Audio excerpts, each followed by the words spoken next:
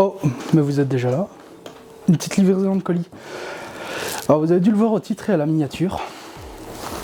J'ai commandé un Alienware X51. Alors c'est une pièce que je voulais rentrer dans ma collection depuis un petit moment.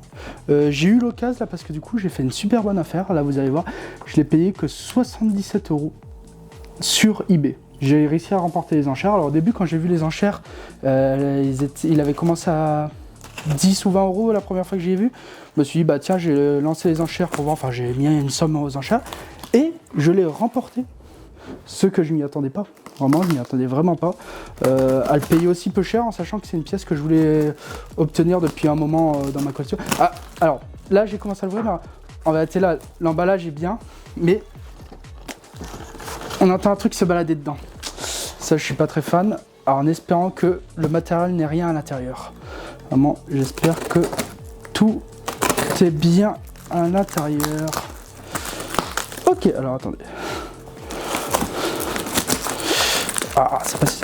Ah oui, pour info, j'utilise le couteau que j'ai utilisé dans ma dernière vidéo que j'ai rénové. Si vous ne l'avez pas déjà vu, je vous invite à aller la voir. Voilà. Du coup, il m'aide à ouvrir les colis que je reçois. Alors, on ouvre ce colis. Alors, il est plutôt bien protégé. Alors, pour le moment, là, c'est que le dessus. Alors, ça, c'est ma facture. Ça c'est bien qu'ils le mettent dedans. Alors à savoir que moi j'aime bien acheter d'occasion. Je suis jamais tombé vraiment sur une vraie arnaque depuis le début, depuis que j'achète d'occasion. À chaque fois j'ai toujours été bien surpris. Bon, il a un peu emballé ça, un peu n'importe comment. Bon, c'est pas grave, on va pas lui en vouloir. Au moins ça protège un peu.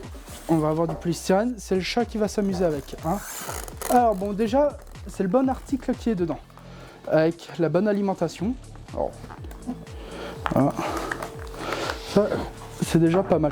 Alors, comme je disais, je commande pas mal d'occasions. Je suis jamais tombé sur des arnaques. Souvent, les gens qui vendent de l'occasion, généralement, ils envoient plutôt bien leurs affaires. Enfin, ils les protègent plutôt bien, là, comme vous pouvez le voir. Alors, attendez, je sors.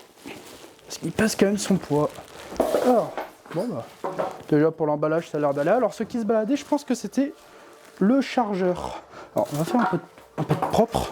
Du coup les gens souvent ils protègent plutôt bien les colis qu'ils envoient. Moi je suis jamais tombé vraiment sur quelqu'un qui a envoyé un colis à l'arrache et je me suis jamais fait encore arnaquer. Jusqu'à là maintenant, on verra ça peut-être avec celui-là vu qu'on verra quand il va s'allumer.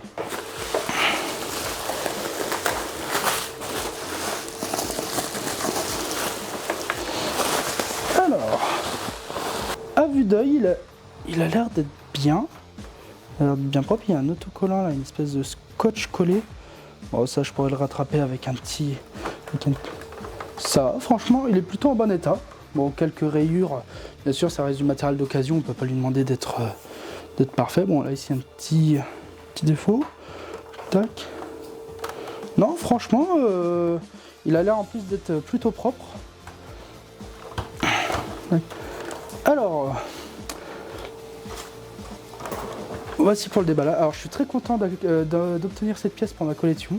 Ça faisait un moment du coup que je voulais l'avoir, sachant que 9 ces modèles-là. Alors il y avait plusieurs modèles, il y avait 4 modèles différents. Ils étaient vendus entre 600 et 1200 € pour la version la plus haut de gamme qu'ils pouvaient proposer. Et en fait ils ont sorti ces modèles-là pour concurrencer les consoles de l'époque. C'était les Xbox 360 et les PS3. Vraiment, ils avaient vraiment sorti ça vraiment pour concurrencer ces modèles-là et pour essayer de marcher sur le marché des consoles. Et ça a été un peu un flop vu que c'était vraiment très très cher pour un ordinateur. Enfin, pour un ordinateur qui voulait être un format console, en sachant que vu que du coup c'est vraiment très compact.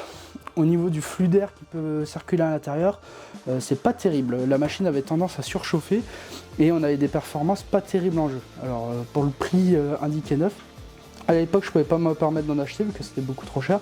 Là maintenant j'ai réussi à en avoir un. Et du coup de toute façon je vais vous le présenter là après, je vais voir ce qu'il a dans le ventre. Et on va s'autopsier l'alien, comme je pourrais dire. Ça j'aime bien. Tac. On se retrouve pour le test. On va s'ouvrir cet alien, on va l'autopsier avant de le démarrer. Pour vraiment être sûr que je puisse le démarrer sans vraiment trop de problèmes. Et même, je veux voir l'intérieur. Alors, tac. Bon, déjà, ça se présente bien.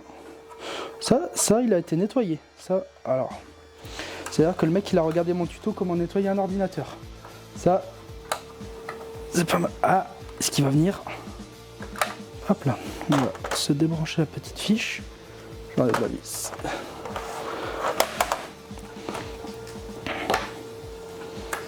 Hop. Bah franchement, il est plutôt propre. Franchement, agréablement surpris. Il n'y a pas de poussière à l'intérieur. Ça se voit que bah, du coup, il a été nettoyé avant d'être envoyé. Il est complet parce que du coup, bah, moi, ce qui m'intéressait, c'était de l'avoir d'origine, ce modèle. Et ah non, il manque. Ah non, j'ai cru qu'il manquait une vis, mais non. Vous savez quoi? Je vais regarder la carte graphique. Je vais voir si on est sur le bon modèle. Là. Tac, tac, tac.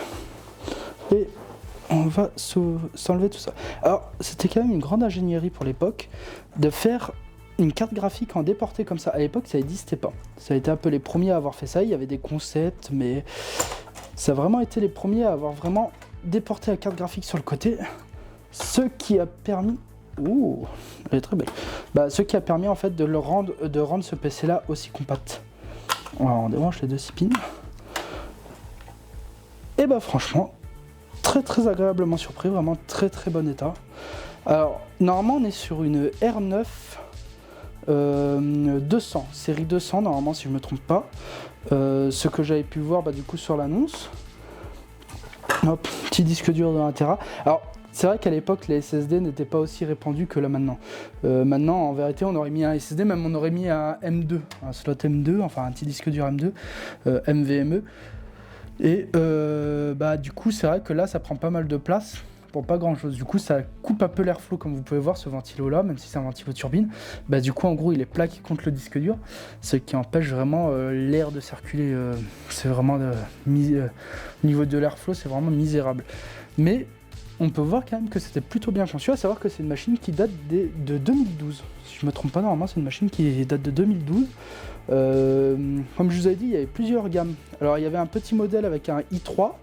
Il y avait... alors, normalement, il y avait 4 séries. Il y avait une série avec un i3, une autre série avec un i5, première entrée de gamme. Après, il y avait ce modèle-là qui était fourni bah, du coup, avec un i5, 8 Go de RAM. Et du coup, soit une Nvidia... Alors à l'époque c'était une 600 GTX 600, alors je pourrais plus vous dire si c'était une 660 ou 670, il faudrait que je regarde. Et après il y avait fourni aussi non, avec des AMD, avec des Radeon, comme là c'est le cas, avec la R9.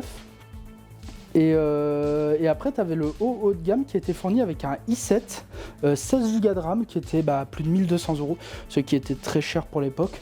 C'est vrai que là maintenant on se dirait oui un PC Alienware Gamer à 1200 € c'est pas cher. Mais pour l'époque à savoir que 1200 € c'était quand même une certaine somme dans un PC. C'est vrai que maintenant les prix ont tellement augmenté. Alors vu qu'on s'est autopsié l'Alien et qu'on a vu qu'il était plutôt en bon état, alors bon, ça c'est pas vraiment sérieux, je vais vite fait en profiter pour y resserrer. Tac.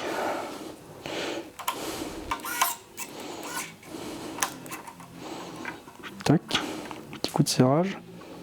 Tac, ça évitera que la carte graphique bouge. Voilà. Tac, tac, tac. Bon, on n'est pas trop mal. Bon, bah, je vais remonter tout ça.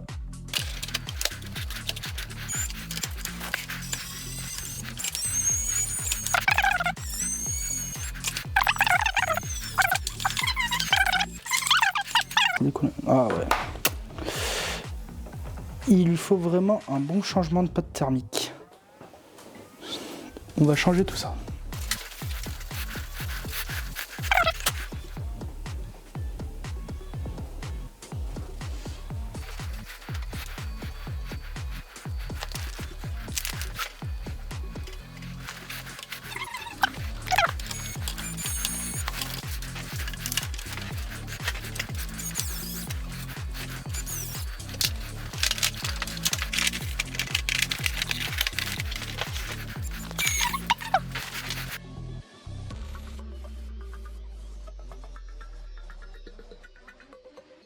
Bon bah du coup on est parti pour le premier allumage pour voir si il s'allume.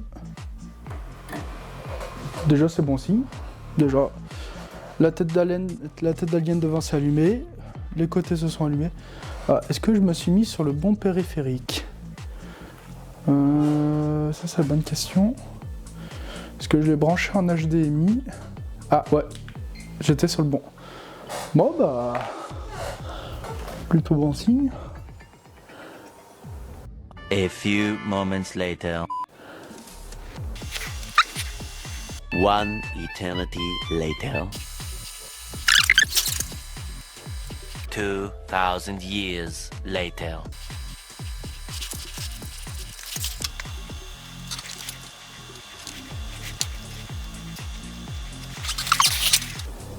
Bon, bah du coup comme on peut le voir, l'Alienware s'allume bien. Ce que je vais faire, c'est que je vais installer 2-3 jeux dessus. J'ai installé 2-3 trucs, 2-3 logiciels. Je vais faire les mises à jour s'il y a des mises à jour à faire. Et bah pour moi ça va prendre quelques heures, pour vous ça va être tout de suite. A few moments later. Bon. Alors, nous voilà le lendemain.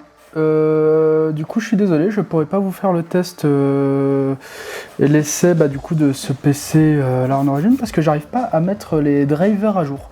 Alors, je sais pas si c'est un problème de Windows qui est à l'intérieur ou si j'ai mal fait quelque chose quand j'ai essayé. J'ai essayé pendant 2-3 heures. J'ai pas réussi, je voulais vous sortir la vidéo assez vite, du coup c'est pour ça que j'ai pas essayé plus, mais ça me dérange pas trop parce qu'en fait, je vais vous expliquer un peu. Mon but c'était d'acheter cet Alienware déjà pour le rentrer dans ma collection, parce que du coup je collectionne tout ce qui est PC Alienware et je collectionne tout ce qui est console rétro, et mine de rien ça voulait concurrencer les consoles, du coup je suis très content de rentrer cette pièce dans ma collection. Il marche, il fonctionne. Bon, les drivers ne sont pas à jour, mais comme je vous ai dit, ça ne va pas me déranger parce que mon but, ça va être d'autopsier l'Alien, ça va être de l'ouvrir et tout simplement en fait de changer ses composants. Je compte en fait faire la version la plus puissante qu'il peut avoir, peut-être même plus puissante que celle-ci qui était fournie qui était vendue directement par Alienware. Et du coup, en changeant processeur, en augmentant le nombre de gigas de RAM et en changeant la carte graphique, parce que mine de rien 2 Go de RAM à l'heure actuelle en carte graphique c'est pas folichon. Alors j'achèterai que des composants d'occasion, je vais pas non plus mettre une fortune à l'intérieur parce que ça sera vraiment un PC secondaire. Justement je pense qu'il sera branché sur la télé que vous voyez là derrière, du coup il sera dans le salon branché vu qu'il prend pas beaucoup de place. Moi je le trouve très joli, vraiment je le trouve vraiment très joli. Déjà à l'époque quand il était sorti je le trouvais déjà très beau, sauf qu'à l'époque ça coûtait pas mal très cher, enfin pas mal cher, même pour la plus petite version qui était pas folle au niveau des caractéristiques. Je sais qu'il va chauffer un peu vu que bien sûr on peut pas en demander trop, mais je trouve cette machine très sympa. Alors bon, désolé de pas avoir pu faire le test en temps réel là, et en même temps je lui mettrai aussi un SSD parce que j'ai à mettre le HDD qui est dedans. Oh l'enfer. J'avais oublié à quel point c'était lent les HDD vu que depuis que les SSD sont à peu près disponibles facilement, moi je fonctionne qu'avec des SSD. Même là maintenant je suis même sur un SSD M2 là, sur les fiches M2. Du coup c'est pour vous dire à quel point les HDD je les trouve très longs à charger, à lancer, même à télécharger Je suis très content quand même d'obtenir cette pièce, surtout pour 70 €, enfin 77 € exactement, ce qui est pas cher en sachant que ce modèle là, enfin le R2, la version R2 qui est notée là, tourne plus aux alentours des 180-200 €. Bon, je sais qu'on peut en trouver dans les 150, mais généralement c'est plus dans les 200 € en bon état. Après, j'aurais bien voulu avoir un R3 parce qu'en fait, dans les R3, c'est un Intel de 6ème génération. Du coup, j'aurais pu mettre un processeur de 6ème génération, alors que là, j'ai été obligé de me mettre un i7 de 4ème génération. Alors, je vais essayer de prendre le plus gros. Du coup, normalement, c'est le 4790K, si je ne me trompe pas, de cette génération-là, le plus gros. Il faudrait que je regarde combien ça vaut d'occasion sur Internet, vu que je ne vais pas non plus mettre une fortune dedans. Vraiment, mon but, ça va être de le booster, mais en restant dans un budget raisonnable. Et du coup, après, de m'en servir en petit ordi secondaire branché sur la télé. Voilà. Surtout ce que je suis content, c'est l'alimentation qui était fournie du coup avec le PC. Parce qu'en fait, il y avait plusieurs alimentations. Pour la petite version, c'était une 180 watts si je ne me trompe pas. Après, il y avait la 210 watts ou 220 watts. Et celle-ci, c'est la 330 watts. C'est la plus grosse qui est fournie. De toute façon, on ne peut pas mettre au-dessus parce que la carte d'alimentation qui se trouve à l'intérieur du PC ne supporte pas en fait au-dessus. Au-dessus, ça risque d'abîmer du coup les composants à l'intérieur de l'ordi, carte mère, même carte d'alimentation. Ça risque de tout cramer. Clairement, ça risque de tout cramer. Du coup, vraiment, là, je suis vraiment content de cette alimentation-là. Du coup, ça va m'éviter d'en acheter une autre, en sachant que je crois bien qu'elle tourne dans les 40 €. Je m'étais déjà un peu renseigné pour augmenter sa puissance. Et quand j'avais vu que ça coûtait dans les 40 €, je m'étais dit que j'allais essayer d'en trouver une moins chère. Mais du coup, je suis très content parce que c'était pas forcément indiqué dans l'annonce le nombre de watts et je vois que c'est une 330 watts. Du coup, je suis vraiment très content. En plus, c'est une Dell officielle. Du coup, ça, je suis vraiment content parce que sinon, j'allais prendre une copie quelconque. Du coup, voilà. Voilà. Tiens, ça c'est marrant. J'avais pas vu ça avant. En gros, il y a une petite languette là. Alors, Dell. Ok. Ok, ça nous donne quelques informations techniques. Ok, alors, je sais pas si vous le savez, moi c'est la première fois que là j'en ai un entre les mains, mais je savais pas qu'il y avait un petit loquet comme ça avec un petit truc. Ça aurait pu être marrant qui colle la licence du Windows, bon, parce que là il y a l'étiquette de Windows 8, mais à l'époque je sais qu'ils collaient les licences des Windows avec les clés. Bon, mais bon, dans tous les cas, je suis très content de cet achat. Une pièce de plus dans ma collection. Alors, est-ce que ça vous dirait que je vous fasse une vidéo avec d'autres modèles d'Alienware que je possède parce que j'en possède d'autres, bien sûr que des anciens. Je collectionne vraiment les anciens modèles, les vintage.